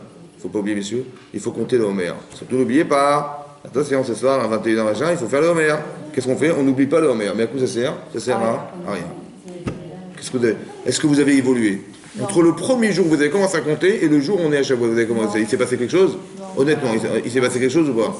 Rien, c'est pas. Rien du tout. C'est comme ça qu'on se prépare. Ben, quelqu'un qui veut entrer dans une grande école, il dit je ne vais pas réussir à rentrer, je vais faire une prépa. C'est quoi une prépa? Je vais passer 1 an pour me préparer à rentrer à l'école. Mais qu'est-ce qu'il fait toute la journée? Il bosse comme un malade. Ça va? Bon. Donc lui, il travaille pour se préparer à la rentrée prochaine, rentrer dans cette grande école. Mais nous, on se prépare à quoi? Ben, on attend. On attend. Mais qu'est-ce qui s'est passé entre le moment où on a commencé à compter, on se préparait soi-disant, et le jour où on arrive? On a juste attendu, quoi. Ouais, donc on est passif. Et c'est bien ça? Bah non. Ouais, c'est pas bien. C'est pas gentil, quoi. Ça veut dire que ça fait combien d'années qu'on fait du cinéma? Combien d'années? Hein? En fait, on n'a rien compris, quoi. Ça veut dire on arrive là-bas et on dit, bah voilà, c'est Shavuot, on met des fleurs, on met des trucs, voilà, de la Torah. Et tous les ans, on fait la même chose, c'est pareil, toujours pareil. Et c'est pour ça que ça évolue pas, parce qu'on n'a jamais compris ce qu'il fallait faire pour évoluer. Non? Comment? Comment? Ouais, on doit dire quelqu'un d'autre, c'est vrai. Ouais, c'est vrai qu'il y a beaucoup de morale derrière, c'est vrai. Ouais. Alors, vous savez, est-ce que je vous pose une question? Est-ce que l'évolution d'une personne, elle se fait par addition? Non. Ça, c'est Ou elle se fait par palier? par palier. Ouais. C'est-à-dire que c'est pas parce qu'il s'est passé 1 an, 2 ans, 3 ans, 4 ans, 5 ans dans la boîte que j'ai 10 ans d'avance. Non. Il y a des paliers d'évolution. D'où vous savez qu'il y a des paliers? Vous le savez. D'où? C'est comme ça. Alors c'est marqué dans l'Agmara. L'Agmara dans Chagiga dit là-bas comme ça. qu'il y a un pasouk dans le Navi qui dit Ushavtem muritem. Vous verrez, vous installerez, vous verrez. Ben Sadik la Racha. Entre un Sadik, un juste, et un Racha, un mécréant. Ben Oved Elohim, vous allez voir, entre celui qui sert à Kadosh Baruch Hu, de celui qui ne le sert pas, El Noavado. La Gemara demande, il est bizarre ce verset parce que il y a marqué Tzadik Racha, donc vous verrez la différence entre un Tzadik et un Racha, un homme juste et un homme intègre et un homme qui n'est pas juste, un mécréant, et entre celui qui sert le bon Dieu et de celui qui ne le sert pas. Bah, évidemment que celui qui sert Hachem, c'est lui qui est le Tzadik, et celui qui ne le sert pas, c'est le Racha. Pourquoi le passouk il a besoin de nous expliciter ce qu'on sait déjà? Alors la Gemara dit, ouais, tu as raison. Alors la Gemara dit, en fait l'intention du verset c'était d'expliquer que ne se ressemble pas celui qui répète son étude 101 fois de celui qui répète 100 fois. Alors là, les élèves, ils ont dit, mais j'ai pas compris. Le type, il a répété 100 fois son étude, c'est un rachat, et il ne sert pas bon Dieu, il ne sert pas Hachem, celui-là. Mais celui qui a fait 101, ah ouais, celui-là, il est tzaddik, celui-là. Et vous allez voir la différence entre le tzaddik et le rachat, et là, c'est quoi ce tzaddik? C'est 101, il a répété 101, 101 fois, et l'autre, il a fait 100 fois. Mais il n'est pas Oved Elohim, celui-là. Il est rachat, celui-là, c'est pas possible. Alors, il a expliqué, là-bas, il a expliqué comme ça. Il a dit comme ça à son élève. Si, du moins, tu veux louer un chamor, tu veux louer un âne, pour faire 10 parsaot, environ 40 km, combien ça coûte? Il a dit, pour faire 40 km, ça coûte un zouz. Le loueur de d'âne, là-bas, il a marqué là-bas, 40 km, un zouz. Il dit, mais si tu veux en faire 11, plutôt que 10, il dit, ça coûte 2 zouzim. Ça coûte le double. Il n'y a pas marqué là-bas 1,1 zouz. Il y a marqué 2. Ça veut dire que tu as basculé sur plus que 10, tu doubles le prix. Ça va? Vous avez compris ou pas? Qu'est-ce qu'il a dit, Léon? Tu doubles le prix. Tu veux faire un de plus, tu doubles le prix. Ça veut dire quoi? Ça veut dire qu'il y a un palier qui s'appelle 100. Mais quand tu fais 101, tu doubles le prix. Tu multiplies par lui-même ce que tu es devenu dans 100. Vous avez compris ce que ça veut dire, ça? Ça veut dire que celui qui est à 101, il a des kilomètres de celui qui a fait 100. Et comparativement, bien sûr que celui qui a fait 100, c'est un tzaddik, mais comparativement à 101, mais c'est comme un rachat. Ça veut dire qu'ils n'ont rien à voir, ces deux personnes. C'est comme si qu'ils ne servaient pas le bon Dieu, celui-là. Vous avez compris ou pas? Comparativement à l'autre, mais ils n'ont rien à voir. Qu'est-ce qu'on apprend? Mais c'est qu'un de plus, c'est rien du tout. Il faut que tu comprennes qu'à l'intérieur de toi-même, il y a des paliers que tu franchis. Il y a un avantage et un inconvénient. L'avantage, c'est quoi? C'est quoi l'avantage des paliers? Ah, ça peut stagner, c'est droit. L'avantage de dire que l'évolution, elle est par palier. L'avantage, c'est quoi l'avantage? On regresse pas. Non, l'avantage. Non. C'est que les paliers augmentent. Il est à qui? Non, c'est que c'est accessible. L'avantage de dire, voilà, j'additionne mes années de vie. Ou je dis non, 3 ans, c'est un palier. 6 ans, c'est un palier. 10 ans, c'est un palier. Bah, ça ne C'est quoi l'évolution, Oui, j'ai compris, mais c'est quoi l'avantage? Ça, c'est la différence. Mais c'est quoi l'avantage de la différence? Hein? Quel espoir? C'est pareil, j'additionne ou je truc, c'est quelle différence? La différence, c'est comme ça. Rabbi Akiba, il a fait tchouva à quel âge? 40 ans. Il a 40 ans de retard. Donc, si l'évolution d'un être humain, c'est une addition, il a 40 ans de retard, monsieur. Il vient de découvrir le bon Dieu, lui. Mais si tu dis que l'évolution d'une personne, c'est par palier, il a 40 ans, mais il y a des paliers qu'il a passés dans sa vie, quand même. Des expériences, la chorma, les machins, les épreuves, il a passé des paliers dans sa vie. Donc, quand tu vas lui donner un Sefer Torah et il va le lire dedans, est-ce qu'il va le lire comme l'enfant de 10 ans? Qui lui, le Hachem, il est sadique. Non. Heureusement qu'il y a des paliers. Parce que ça veut dire qu'une personne qui a 40 ans, elle va étudier la Torah, mais elle va aller à une vitesse, elle va rattraper le temps passé. Alors que si c'était une évolution qui était liée à une addition, il n'aurait jamais pu. Il faudrait vivre 120 ans pour récupérer ce qu'on a perdu en 40 ans. Vous avez compris la différence? Ça, c'est l'avantage. La seule différence, c'est quoi? C'est qu'on peut stagner dans un palier. Il y a des gens, ils vont rester toute leur vie à un palier numéro. Par exemple, un type qui a 50 ans, de quoi il s'occupe? 50 ans. Ben, il s'occupe de marier ses enfants, de s'occuper de ses petits-enfants, je ne sais pas moi. Oui? Est-ce que le type, il s'occupe d'astiquer sa voiture le dimanche dans son garage? Hein? Il dit, attends, on va laver un truc, j'ai acheté les bons produits, j'ai le savon qu'il faut, j'ai plastiqué, j'ai les plastiques. Pour les plastiques, il faut que ça brille ma ranade. Ça stique tout ça, ouais. Mais non, Ok, puis après il sort dans la rue, il sort et puis il klaxonne pour que les gens le regardent. Il a ma voiture ou pas? Bon, il a quel âge? Il est 20 ans. Quel âge il a? 18 ans. Il a 20 ans. Vous avez vu? Il a 30 ans, il a stagné pendant 30 ans le type. Il a stagné pendant 30 ans dans son palier. C'est une catastrophe. Ouais. Ils vont dire un gamin, il... Attends, expliquer son truc. De quoi il s'occupe? Vous avez compris? Mais il a stagné, c'est-à-dire que lui, il n'a pas de problème. Il a acheté sa voiture, il faut que ça brille. C'est-à-dire qu'il a stagné pendant 30 ans. C'est énorme. Ouais. La vie est une évolution. Comme si que la Torah voulait nous dire, tu sais quoi, du moment où tu vas commencer à compter le Homer, il faut que tu évolues. Mais apprends à comprendre que ça va se passer par évolution et par palier. Quand tu vas arriver au 7e jour, tu es au premier palier. Le 8e jour, tu es au premier étage du premier palier. Ah ouais. Maintenant, est-ce que la perspective est la même? Par exemple, vous êtes au rez-de-chaussée, qu'est-ce que vous voyez au rez-de-chaussée? Vous voyez un bâtiment en face de vous, comme ça, à hauteur, vous voyez un peu de nuages, un peu de machin, un peu de ciel, un peu de truc, voilà. Mais quand vous montez dans le gratte-ciel, vous avez un panorama qui est complètement différent. Et si vous montez encore plus haut, vous avez un autre panorama. Et vous voyez des choses que vous ne pourrez jamais voir du sous-sol, ni de voir du rez-de-chaussée, c'est impossible. C'est-à-dire que l'évolution vous permet d'avoir une perspective de vue qui n'a rien à voir avec si vous étiez au rez-de-chaussée. Et Zéou Chacham, c'est qui est Chacham? Aroé Tanolad. Tu vas voir ce qui va naître. Mais comment tu vois? Parce que de loin, tu vois de loin, toi, tu as une hauteur. Mais c'est ça l'évolution. La capacité que nous avons d'évoluer, elle dépend essentiellement des paliers. Tu vas voir et tu vas entrevoir des choses que le type qui est en bas, il ne verra pas. Il dit, mais de quoi tu parles? Tu vois pas qu'il y a un type au bout là-bas? Mais je vois pas, non, je vois pas, il y a un immeuble devant moi. Mais toi, tu vois parce que tu as la perspective. Il faut que vous compreniez que l'évolution d'une personne lui permet d'avoir une perspective haute et de voir plus loin que les autres. C'est là que tu vois que tu évolues. Parce que tu as une capacité à voir que l'autre ne voit pas. C'est là que tu sens que tu as évolué. Ou bien tu te rends compte que les questions que tu avais n'en sont plus. Ou tu vas te rendre compte que le Yetzer Hara que tu avais, tu l'as plus. Ah ouais. Parce que ça y est, tu as grandi. Ça va? Au début, tu étais fou devant les vitrines de poupées. Voilà. Les poupées ou les trains électriques. Bon, ça t'avais les Yetzer Hara de 10 ans. Tu dis, si le type, le vendeur, il tourne le truc, je vais rentrer, je vais piquer le cœur. Mais quand normalement tu as 18 ans, normalement, tu n'es pas devant les vitrines en disant j'espère qu'il va tourner deux, je vais piquer le train électrique. C'est pas possible. Donc tu as évolué, ton âge t'a permis d'évoluer. C'est cette évolution qui te permet d'accéder à autre chose. Tu sais que tu as grandi, tu sais que tu n'es plus l'enfant, mais c'est réconfortant. Tu as passé des paliers dans ta vie. Il faut comprendre que derrière une évolution, il y a des paliers. On nous demande de passer des paliers d'évolution. Mais il faut aussi savoir une chose, qu'il faut s'engager. Pourquoi?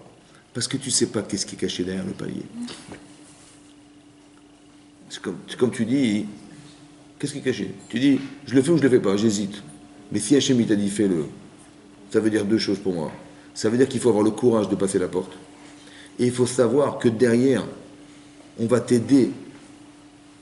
Que ce qui te fait peur, c'est l'inconnu. C'est vrai. Mais derrière cette porte-là que tu vas franchir, c'est sûr que tu verras des choses que quand tu les verras, tu diras, mais pourquoi j'ai pas été plus tôt? Ouais. Ça veut dire que ce qui fait peur, c'est ce qu'on ne sait pas. Mais c'est ça l'enjeu. C'est un peu comme le symbole de la Emouna. C'est quoi le symbole de la Emouna dans la Torah? C'est l'ouverture de la mer Rouge. Vayaminu Bachem ou Moshe Avdo, ils ont vu ça. La Emouna, la croyance en Dieu qui était extraordinaire. Ça va? Maintenant, qu'est-ce qu'ils ont fait? Ils ont crié Hachem sauve-nous, et la mer elle s'est ouverte. Et on est rentré dans la mer. Ça va? Maintenant, pourquoi c'est ça la Emouna? Parce que tu sais quoi? Si tu avais eu le courage de rentrer dans l'eau, alors la mer serait ouverte. Mais cette chose qui est marquée dans la Torah, c'est pas simplement pour dire qu'on a eu un miracle fantastique, c'est pour nous apprendre un système dans ta vie. Que quand tu t'engages, tu verras la mer va s'ouvrir. Chose que tu ne pouvais pas envisager au départ. Mais c'est ça la Emouna Hachem. Tu crois qu'on va te faire un sale coup, quoi? J'ai pas compris. Tu dis, mais si je rentre dans l'eau, je vais me noyer.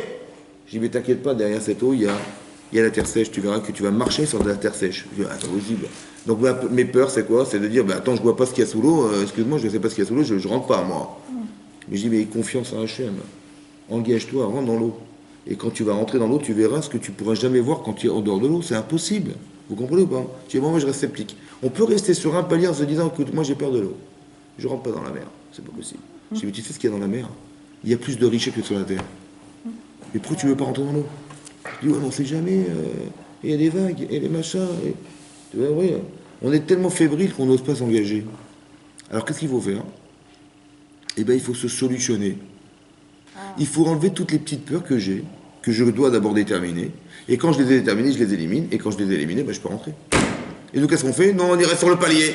Lequel? Dire, bah, attends, ça j'ai peur. Et pourquoi? Je ne sais pas, mais c'est comme ça, j'ai peur. Et toute ta vie, tu vas avoir peur toute ta vie.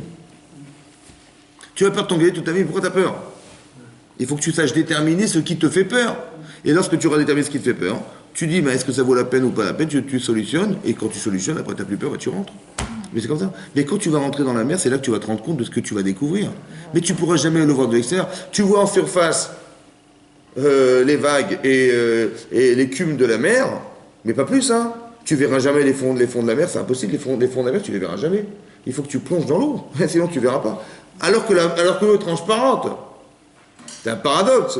L'eau, elle est transparente, mais tu es incapable de voir le fond de la mer. C'est un paradoxe. C'est pourquoi? Parce que c'est le ciel qui cache. C'est le ciel qui a fait exprès de cacher. Hachem, il a fait exprès de cacher. Pourquoi? C'est que tu vois pas. Alors qu'est-ce que tu fais? Tu me fais confiance ou pas? Alors rentre. C'est ça qu'Hachem il voulait. Il voulait que tu rentres dans la mer. Il voulait que tu t'engages dans la Torah. Il voulait que tu l'acceptes. Et quand tu l'acceptes, tu ne dis pas maintenant on va te donner les forces. Parce que les forces, tu les as en toi, elles dorment. Seulement pour les exercer, il faut que tu aies le courage de rentrer dans l'eau. C'est comme tu dis, est-ce que tu aurais imaginé quelqu'un qui va un jour sauter en parachute? Il faut être un fou furieux, quoi. Attends, tu vois le type, il saute de 3000 mètres d'altitude, et si ça s'ouvre pas, on fait quoi? Ouais? Et ben tu creuses, ça tombe direct. Mais quel est le fou qui a cru qu'on pouvait... Mais tu te rends compte le courage qu'il faut. Mais quand on l'a fait aujourd'hui, tu vois les parachutistes, c'est normal. Mais au départ, c'était compliqué. Comme le premier type qui est monté dans un avion. Il fallait être courageux, non? Le premier alpiniste. Ouais, tu montes l'Everest, c'est pas évident. Hein. Mais tu l'as fait, ça y est, c'est engagé. Aujourd'hui, ça paraît simple, ça paraît évident. Mais c'est parce qu'on a franchi des paliers, on a franchi des frontières. On a rendu possible ce qui n'était pas possible au départ. Mais toute la vie, c'est comme ça. Toute la vie, c'est un challenge pour arriver à atteindre quelque chose. L'exercice de compter le Homer, c'est cet exercice-là. De comprendre que tu vas évoluer. Mais qu'est-ce que tu mets dans le contenu de tes jours? Alors le Harizal, il a expliqué comme ça. Le Harizal, il a dit que dans les Pirkei Avot, c'est marqué que la Torah, puisqu'il s'agit de la Torah, n'est-ce pas, elle s'acquiert par 48 qualités. Donc ça c'est marqué.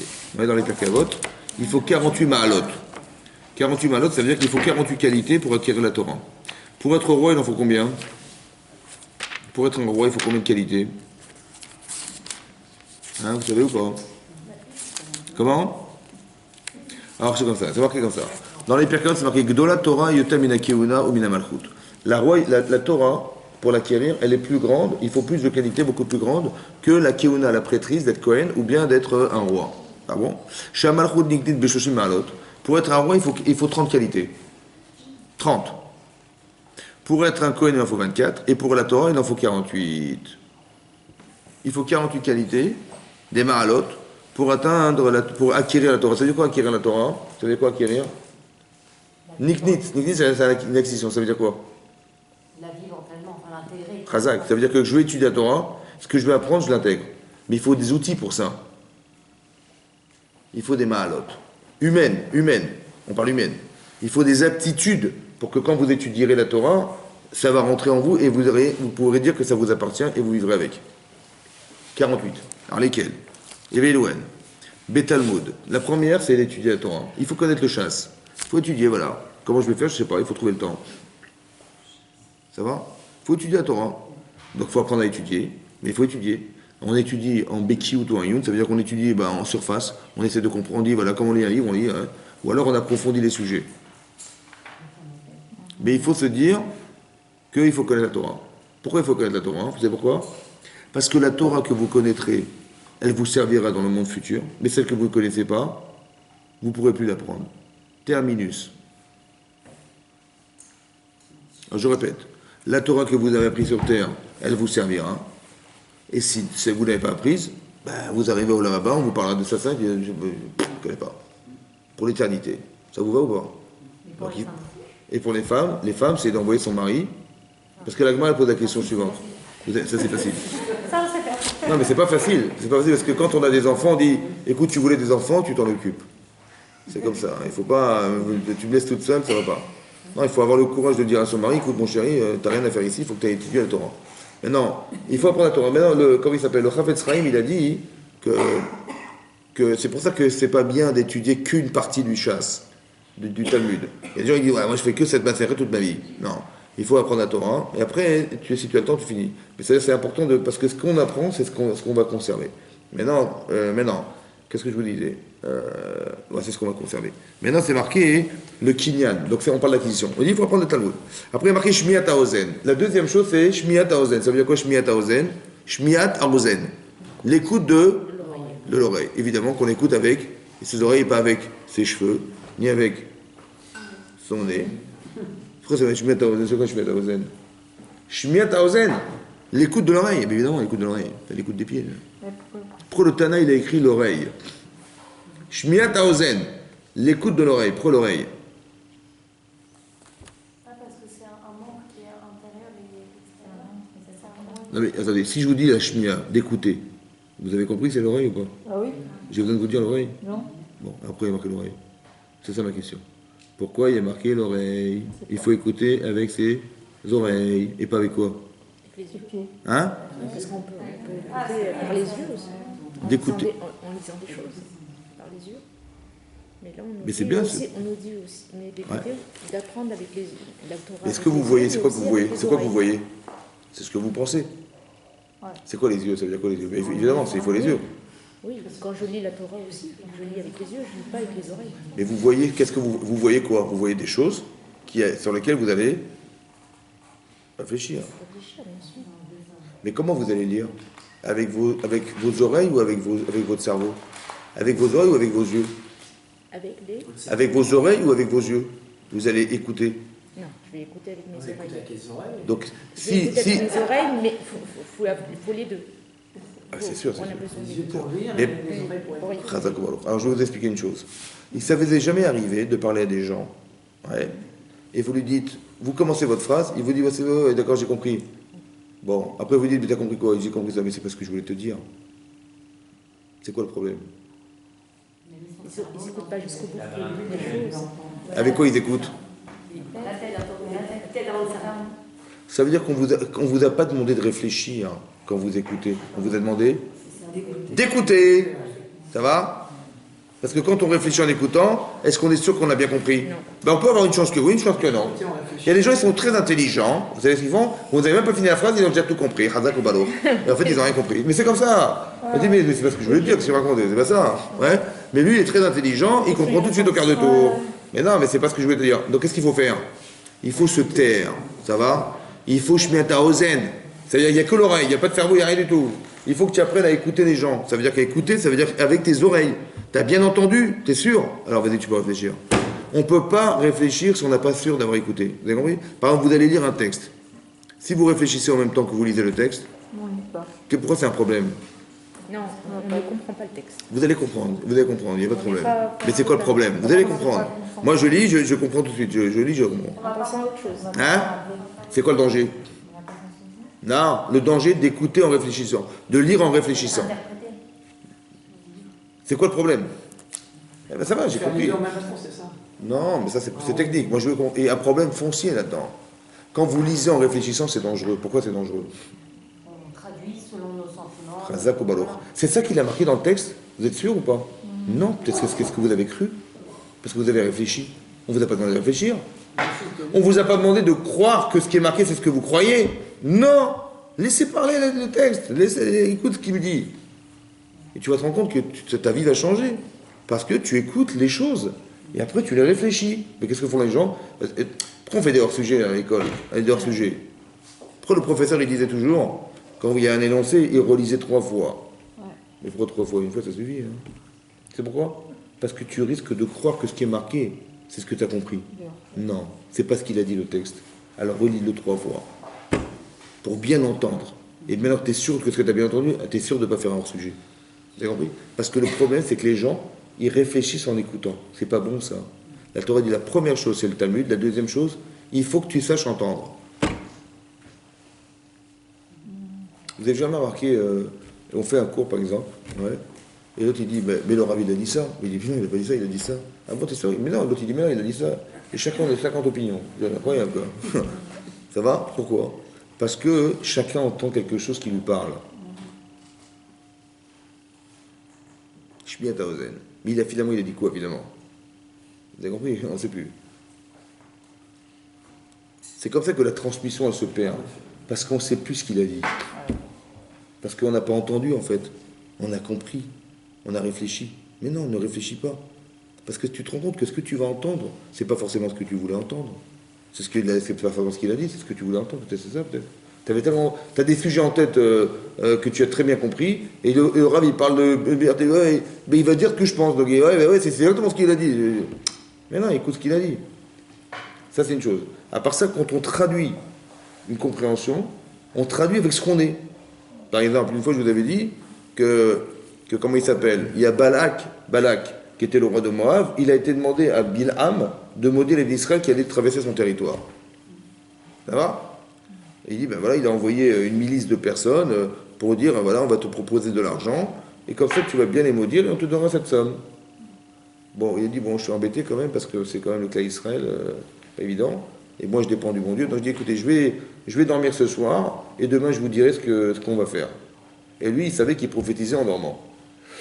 Qu'est-ce qu'il fait Hachem? Il vient le soir, il lui dit, écoute, ne va pas avec eux. Ça va? Le matin, il se réveille, il leur dit, écoutez, je suis désolé, Balak, il s'est un peu moqué de moi quand même. Parce qu'il m'a proposé 500 000 euros, alors que je vais permettre à son pays de survivre. Attends, donne-moi 10-15 millions d'euros quand même, il ne faut pas exagérer. Minimum, ça va? Et donc c'est normal qu'il réclame, puis bon, il nous a envoyé des petites ministres, il a empêché des ministres. Quand même, c'est pas exagéré, quoi. Vous avez compris? Voilà ce qui est marqué dans le texte. Et donc il a renvoyé, donc Balak, il a renvoyé des grands ministres et des grandes choses. Maintenant Rachid explique là-bas, hein, il dit comme ça. Quand Hachem lui a dit ne va pas avec eux, on a tous compris, ne va pas du tout. Vous savez ce qu'il a compris lui? Il a compris, ne va pas avec eux. Ça veut dire qu'il s'est moqué de toi quand même. Tu vas pas y aller. Tu vas y aller bien sûr, mais pas avec eux. Vous avez compris comment il a compris ou pas? Il a dit, tu vas pas aller avec eux quand même. Ça veut dire que l'autre il est sûr que même le bon Dieu lui a dit va pas avec eux. Ça veut dire, même Hachem il est d'accord avec moi que ça se fait pas ce qu'il a fait Balak. Vous avez compris comment il a traduit le type? Il est fou furieux quoi. Ça veut dire qu'on traduit comme on est, vous avez compris ou pas? Donc comment tu écoutes? Ben, tu écoutes comme t'as envie, hein. Elle est bonne celle-là. Mais est-ce que c'est ça qu'il a dit Hachem? Ben, pas forcément. Tu sais pourquoi? Parce que tu n'écoutes pas en fait. Tu écoutes ce que tu veux entendre. Et c'est ça un danger. Donc on te demande d'écouter. Hachem il te dit, écoute ce qu'on te dit. Après tu réfléchiras. Mais apprends à écouter objectivement ce qu'on te dit. Et sois honnête dans ton écoute. Shmiat Haozen, ça c'est une chose. Deuxième chose, troisième chose. Hein? Vous avez compris? Après marqué Shmiat Haozen. Après marqué Arichat Sfataim. Arichat Sfataim, ça veut dire quoi? L'ahor, ça veut dire dresser Sfataim, les lèvres. Ça veut rien dire. C'est quoi dresser les lèvres? Arichat Sfataim. C'est comme si tu exposes, comme tu dresses ta table, tu exposes avec tes lèvres. Ça veut dire quoi? Des paroles. Oui, ça veut dire Fais attention à ces paroles. articuler la parole. Ça veut dire quoi? Hein? Si quelqu'un il vous parle, mais c'est brouillon, vous ne comprenez rien. Il commence par ça, après il fait ça, il dit, on n'a rien compris. Bon, d'abord il faut articuler la pensée pour articuler la parole. C'est-à-dire que ton schéma, l'articulation de ton cours, l'articulation de ta pensée, elle doit être chronologique, logique, articulée par des notions. Il y a un fil conducteur, il y a une question, une réponse, on avance, on comprend. Mais si c'est brouillon, c'est foutu. Donc ça veut dire que, 1, il faut que tu apprennes à entendre. 2, qu'il faut que tu articules la pensée, pourquoi faire? Pour que celui qui t'entend, il comprenne ce que tu racontes. Soit tu réceptionnes une information, soit tu la communiques. Ouais. Donc si tu ne sais pas parler, ça veut dire que tu ne sais pas organiser ta pensée, tu n'es pas logique dans tes raisonnements, comment tu veux te faire comprendre? C'est impossible. L'autre il peut dire, oui, j'écoute ce qu'il dit l'oracle, je dis là, l'autre il dit, on ne comprend rien ce qu'il raconte. Donc ça ne marche pas. Donc il ne faut pas être brouillon dans la pensée. On te demande d'articuler ta pensée, arichat sfataim, que ce que tu vas articuler, ça puisse s'entendre. Mais toi, il faut que tu le prononces bien, que tu dises bien les notions et que ça soit comprise. Ça va? Donc si tu sais les comprendre, si tu sais les expliquer en les comprenant bien, ça marchera. Si tu les comprends mal, ça va mal s'articuler, je ne comprends rien. Donc l'autre, il peut avoir une oseine, une oreille parfaite, il écoute exactement ce qu'on dit, mais l'autre, il n'est pas capable d'articuler un raisonnement pour le faire comprendre, c'est pas possible. Troisième chose, il faut savoir articuler la pensée. C'est-à-dire qu'il faut apprendre la logique. C'est comme ça. Quelles sont les priorités, quelles sont pas les priorités, quelles sont les choses à dire et pas dire, etc. Tout ça, c'est à penser au départ. Et après, quand tu l'as bien compris, tu peux l'exprimer. Mais ça fait partie des kinyanim de la Torah, ça. C'est de la pédagogie. Ensuite, c'est marqué Bina Talev. Bina Talev, c'est quoi la Bina? Le discernement, Alev. Le cœur. La Bina, elle est où, la Bina? Dans le cerveau. Et le lève, il est où? Le cœur. Donc la Bina, c'est l'intellect, c'est la rationalité de la pensée. Et le lève, c'est quoi? C'est les émotions. On nous demande de les mélanger. Évident, hein? Bina Talev, ça veut dire quoi? La nuance. Il faut que tu saches nuancer des éléments dans ton cerveau. Ça s'appelle de la capacité de discerner les choses.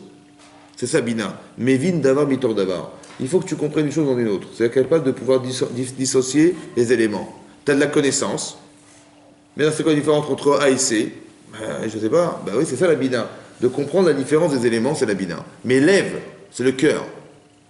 C'est-à-dire qu'il faut mélanger la pensée avec le cœur. C'est dangereux ou pas, ça? Ben oui, c'est dangereux. Pourquoi c'est dangereux? Mais ce n'est pas positif.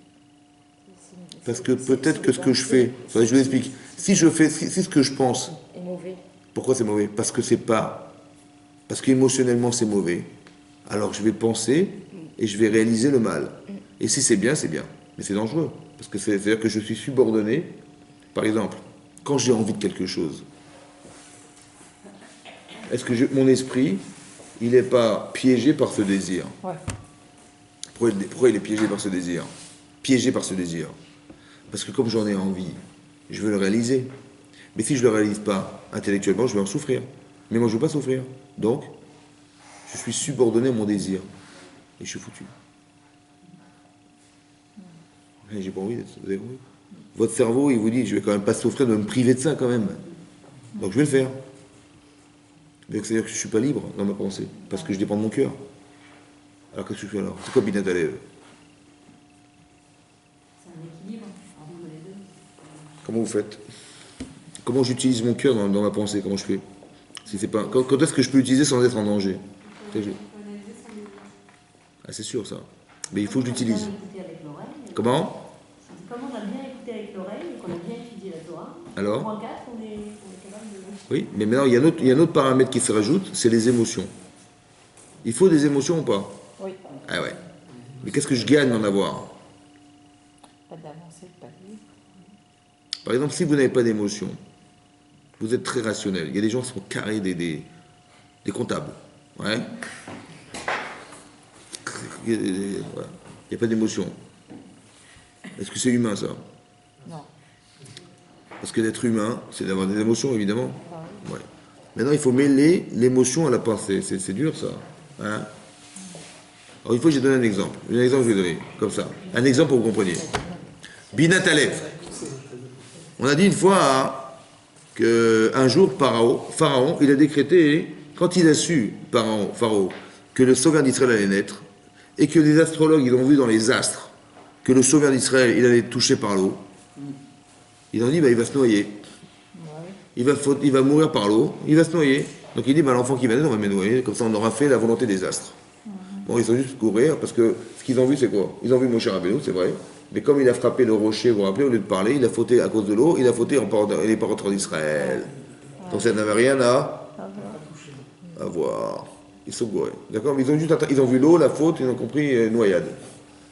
Maintenant, Paro, il a décrété, grâce aux astrologues, qu'il faut noyer tous les enfants qui vont naître. Maintenant, Amram, qui était le Gadolador. Gadolador, ça veut dire que c'était le plus grand rave de la génération. Il a dit, attendez, qu'est-ce qu'on fait là maintenant? Si nos femmes, elles tombent enceintes, ou si on provoque la grossesse de nos femmes, est-ce que quelque part, dans le doute, on risque pas d'être des criminels? Bon, on a le droit d'avoir des enfants? Bon, est-ce qu'on a le droit de faire endurer à nos femmes une grossesse de 9 mois, mesdames et vous? Ouais. Et au bout de 9 mois, on dit, le gosse, malheureusement, tiens, on va le jeter dans l'île. J'ai le droit de faire ça, moi? Non. Donc c'est un sourd, c'est interdit, il ne faut pas avoir d'enfant. Qu'est-ce qu'il a fait Abraham? Il a dit, on divorce. Et comme il a divorcé, le rave, il a divorcé, tout le monde a divorcé. Comment? il a mis du cœur aussi. Il a dit, est-ce que j'ai le droit d'être un criminel? Il a mis du cœur. Il a dit, ma femme, est-ce qu'elle va supporter une grossesse et après on va jeter au Nil? Elle n'a pas le droit. Pourquoi je vais lui faire supporter cette souffrance? Pourquoi? C'est pas bien? Donc je ne veux pas. Donc il a décidé que non. Ça va? Elle vient sa fille, Myriam, et dit, papa, hein, tu fais pire que Pharaon. Il dit, pourquoi? Il dit, parce que Pharaon, il tue les garçons, mais pas les filles. Mais toi, te privant d'avoir des enfants, tu prives les filles de vivre. Et si c'était un garçon, donc Paro, il le prend, il le jette au Nil, c'est vrai, mais quand il le tue, il va au Gan Eden. Non? Alors que toi, cet enfant qui devrait y aller, tu le prives de la au Gan Eden, tu le prives d'exister au Gan Eden. Pas normal. Tu es pire que Paro. Il a dit, t'as raison. Et il s'est trompé, donc il a dit, t'as raison. Il a épousé sa femme. Veikar Ishmi Bet Levi Bat Levi. Donc il a épousé un homme de Lévi, la femme de Lévi, et ils ont eu Moshe Rabbeinu, Baruch Haba Beko. Dites-moi, Gadol adore Aya. Gadol adore. Gadol adore, ça veut dire la Emouna, top du top. Non? Le plus grand rave de. Et la Chochma, top du top. Et la gosse, et sa fille, Emouna, fragile, et Chochma, a priori fragile. Comment lui, il a été récupéré, il a été rattrapé par une enfant? Comment c'est possible? Comment c'est possible? Comment une enfant, elle l'a remis en cause? Est-ce qu'elle était extérieure à la situation? Ouais. Alors ça veut dire quoi, oui? Avec le même, les émotions, elles ont été dangereuses. Il était Qu'est-ce qu'il a manqué d'avoir, Amram? il était Est-ce qu'il avait raison de se refuser à avoir des enfants? Oui. A priori, oui. Alors qu'est-ce qu'il n'a pas compris qu'elle a compris? Qu'est-ce qu'il n'a pas compris que finalement elle lui a fait comprendre et il a dit, oh, t'as raison. Comment ça se fait qu'il n'a pas compris? Elle avait raison. La fille, elle veut vivre, tu l'empêches de vivre, et le garçon veut gagner, tu l'empêches de gagner. Elle a raison. Oui ou non? Mais comment elle a eu cette perspective, elle, de voir ça? Lui, il l'a pas vu. Comment ça se fait? Parce qu'elle était victime de son choix, c'était ça. Mais comment elle a fait pour voir? Comment elle a fait, elle, pour voir ce que lui n'a pas vu? Elle s'est mise à la place de l'enfant qui Hein? elle s'est mise à la place de l'enfant qui allait être sacrifié. Mais comment ça se fait qu'elle s'est mise, elle et pas lui? Parce qu'elle est une enfant. Vous avez compris ou pas? Elle, c'est l'enfant. Ça veut dire comme ça. Elle entend son père. Il dit, ben, on va divorcer. Elle dit, mais papa, j'ai pas compris. Mais si moi j'avais été une fille. Et c'est comme ça. Elle voit Paro. Elle voit Paro et elle voit son père. Il dit, Paro, il m'aurait dit, tu peux vivre. Hein. Et mon père dit non. Et si j'étais un garçon, Paro, il m'aurait jeté au Nil, mais j'étais au Gan Eden, et mon père, il m'a dit non, tu vas pas au Gan Eden. T'as compris ou pas? Qu'est-ce qu'il a manqué dans Abraham? Il a manqué quoi? Le discernement. Il manquait quoi? Il manquait quoi en vérité? Il y avait combien de paramètres dans sa tête, à Abraham? Combien de paramètres? Deux. Un et deux. Il y avait combien de paramètres? Deux. Lesquels? Il y avait lui et il y avait sa femme. Il a juste oublié une chose. Il a oublié l'enfant. Vous avez compris, quoi? Il dit, mais comment, moi, un père responsable que je suis, comment je vais oser être un criminel d'enfant? Je ne peux pas. Et là. Mais où est-ce qu'il est l'enfant là-dedans? Il n'y a pas d'enfant, vous comprenez pas? Puisque dans son raisonnement, il veut se priver d'en avoir pour ne pas souffrir. Mais j'ai compris, mais l'enfant, il est où l'enfant dans ton raisonnement? Il n'y en a pas. Maintenant, tu dois te dire quoi? Maintenant, moi, j'ai décidé pour moi, parce que j'ai pas envie d'être un criminel. Ok. Ma femme, non plus, j'ai pas envie qu'elle souffre à l'idée que son enfant, il va être jeté au nid, ça va pas ou quoi? J'ai compris, mais l'enfant, il veut vivre. De quel droit tu t'es permis, toi, de te priver et d'imposer à l'enfant qui devrait naître et qui devrait être une fille ou un garçon, d'exister à la mesure de ce qu'il doit vivre? De quel droit tu t'es permis ça? Vous avez compris ou pas?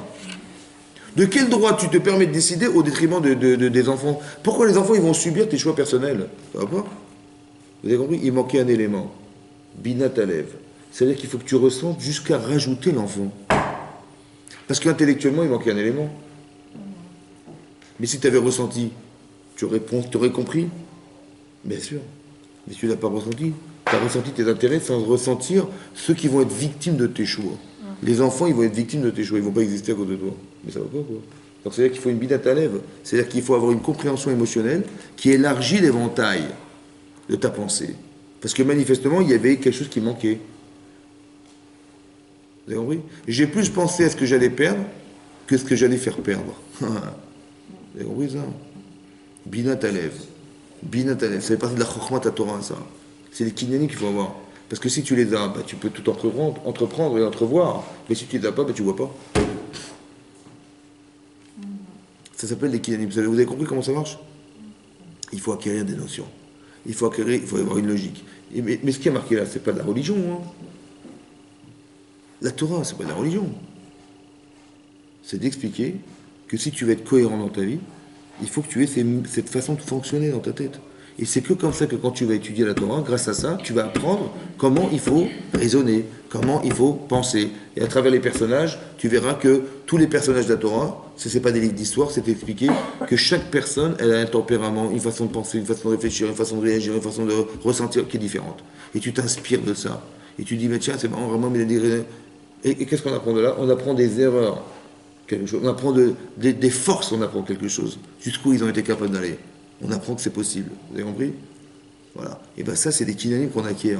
Mais ça, il faut avoir une bonne écoute, il faut avoir une bonne intelligence, il faut avoir épuré des choses. Bon, je vais en citer 4-5 pour vous expliquer comment ça fonctionne. Mais il faut que vous arriviez à comprendre que c'est fondamental, que quand vous réfléchissez à toutes ces notions-là, vous devenez la personne qui peut accepter la Torah. Quand on va lire un texte de Torah, et ben quand j'ai Binat Alev, je lis différemment que si je ne l'ai pas. Ça fait partie de l'acquisition de la Torah. Il y a tellement de choses qui vont être masquées dans la Torah parce que je n'ai pas cette façon de voir. C'est dommage. J'ai limité ma compréhension et mes sentiments sous prétexte que je n'avais pas ce kinyan, cet outil qui était Binat Alev. Il faut l'avoir. Donc il faut apprendre à réfléchir comme ça. Il faut toujours considérer que... Donc quand j'ai mon cœur qui va avec, je dis, attends, j'aurais dû réfléchir à mes enfants, évidemment, et je n'ai pas pensé à eux. C'est pas normal. Donc il faut mettre du cœur, mais quand on met du cœur, ça veut dire quoi? C'est que mes enfants, ils ont une sorte de priorité dans ma vie qui font que ils font partie du cadre, donc je les rentre dans le cadre. Donc quand je réfléchis avec. Maintenant, il y a un autre paramètre qui se greffe, c'est eux. Alors, qu'est-ce qu'on fait d'eux maintenant? Ça veut dire quoi d'eux? Ça veut dire que c'est eux ou c'est moi? Moi, j'ai dit, moi, je ne veux pas être un criminel. Dans le doute, je veux envie. Mais d'un côté, mais j'ai compris, mais l'enfant, il veut le même pas. Qu'est-ce que tu choisis là? Tu choisis la limite de ton sentiment ou tu dis la non-limite de sa réalisation?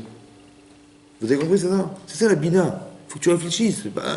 Nous, on a peur, alors on ne réfléchit pas, on a peur, alors on cherche nos intérêts personnels. Mais dans tes intérêts, tu te rends compte de ce que tu fais perdre. C'est ça la progression, vous avez compris? Et chaque jour, on va étudier un passage. Il y en a 48. 48. Aujourd'hui, on va dire Talmud. Alors on va commencer, j'ai envie d'étudier. Et demain c'est... je vais passer une journée à apprendre à écouter les gens. Allez, j'écoute les gens, voilà. Je ne réfléchis pas, j'écoute. Après, j'ai écouté, j'ai compris, j'avance. Etc., etc. Mais chaque jour, on avance sur une mida. Et vous allez vous rendre compte qu'à la 7e, vous allez devenir une autre personne. Et la 8e, c'est encore une autre. Et vous avancez par palier. Et quand vous allez additionner tout ça, vous allez voir que vous allez devenir quelqu'un d'autre. Mais plus rien à voir avec le premier jour. Jusqu'à ce que maintenant, j'ai acquis des notions qui me permettent d'accepter la Torah. Je suis outillé pour accepter la Torah. Donc quand j'étudierai la Torah dorénavant, avec ces outils-là, j'en ai 48. Il y a combien de jours qui nous séparent de Pessah Shavuot? 49. Le Harizal, il dit, le dernier jour, tu vas concentrer tous ces jours-là dans ta tête et tu vas dire, maintenant j'ai accepté tout ça, je peux accepter la Torah. 48 jours, plus 1, qui font 49, où j'additionne tout ça. Et là, je dis, voilà, j'ai accepté ça et je reçois la Torah dorénavant. C'est ça le travail. Vous avez compris? C'est pas que ces jours sont vides. Ils sont pleins, en vérité. Il y a un travail spécifique à faire, lequel, le Harizal, c'est celui-là. C'est d'arriver à ce que les midotes, on les acquiert, la ira, la hava, la truc, la dvekut de chaverim, puis pour chaverim, d'apprendre à s'asseoir, c'est pas facile, ils n'arrivent pas à s'asseoir, d'apprendre le mikra, le mishnah, etc. Miut srorem, miut avoda, miut sicha, de parler peu pour apprendre plus, miut ta'anoug, voilà, toutes ces choses-là. Makiret mekomo, un homme, il connaît sa place, pas d'arriver à qu'on est quelqu'un d'autre, non, soit qu'il sache qui tu es, connais ta place. Ça m'énerverait qu'au contente-toi de ce que tu as, sois heureux de ce que tu as. Toute ma vie, je vais rêver d'avoir ce que les autres ils ont. Mais c'est dommage, tu vas perdre ton temps. Vous avez compris? Tout ça sont des kinyanim. C'est aller d'arabe, mettre des limites à ses paroles. Il faut être dans le marzik toval atzmo, de dire, mais tout ce que je fais, je le fais dans l'intérêt de moi. Non.